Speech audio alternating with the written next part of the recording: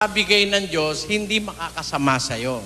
Pag nakakasama sa'yo, hindi sa Diyos galing yon. Alam mo sa Lucas, At aling ama sa inyo na kung humingi ang kanyang anak ng isang tinapay, ay bibigyan niya siya ng isang bato o ng isang isda kaya, at hindi isda ang ibibigay, kundi isang ahas.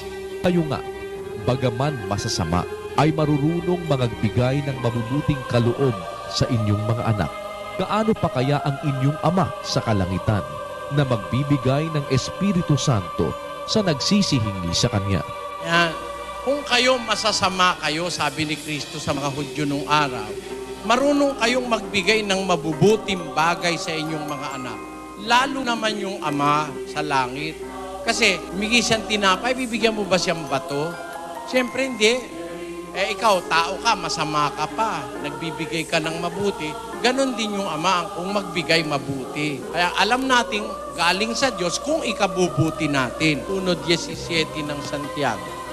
Ang bawat mabuting kaloob at ang bawat sakdal na kaloob ay pawang buhat sa itaas na bumababa mula sa Ama ng mga ilaw, na sa Kanya'y walang pagbabago ni kahit anino man ng pag-iiba.